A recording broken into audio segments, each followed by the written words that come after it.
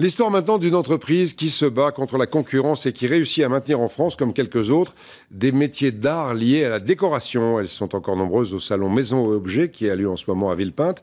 Parmi elles, les faïenceries de Saint-Mihiel dans la Meuse où on défend vraiment le Made in France. En Lorraine, Vincent Ditch et Morgane Doux. Depuis 3 ou 4 semaines, de nouveaux modèles sortent presque chaque matin des fours de la faïencerie de Saint-Mihiel. Des pièces en céramique entièrement fabriquées depuis 50 ans ici, dans les différents ateliers de la faïencerie. Tout commence au modelage. À partir des dessins d'un designer ou d'un artiste, il faut créer les moules qui serviront à la production. Mais tous les ans, les formes sont plus complexes. Ici, on a un premier prototype de pièces spirales faites par le designer Thomas Bastide. Donc, on fait les premiers essais. Donc, quand ça ne va pas, on retouche et ainsi de suite. On retravaille plusieurs fois le modèle. Une fois le moule réalisé, la terre liquide peut y être coulée. Quelques heures de séchage et le modèle apparaît enfin. Ici, un vase.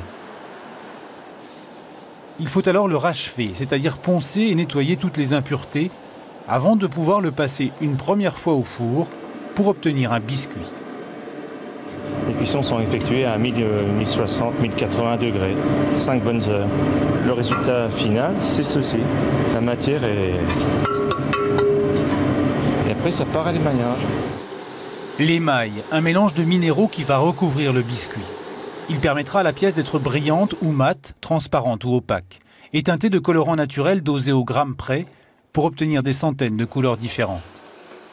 Une nouvelle nuit de cuisson et les pièces sont enfin émaillées. Le résultat du travail d'au moins 5 personnes durant 2 jours. C'est vrai que les gens ne se rendent pas compte de ce que c'est de faire une pièce en céramique. Ah oui, si on veut une belle pièce, il faut de la patience, il faut être minutieux aussi. Étant donné que tout est fabriqué sur place, si un client veut un abat-jour d'une autre taille ou d'une couleur spéciale, avec des variations de couleurs sur sa pièce, on peut faire sur mesure. Ce qui ne serait pas le cas si on faisait appel à des sous-traitants, même en France. Un atelier d'abat-jour, un autre d'assemblage électrique. Du début à la fin, une vingtaine de salariés créent chaque jour à Saint-Mihiel des modèles haut de gamme, parfois uniques, qui partiront dans le monde entier, jusqu'en Chine, où se trouvent aujourd'hui leurs principaux concurrents. Et ça mérite un coup de chat.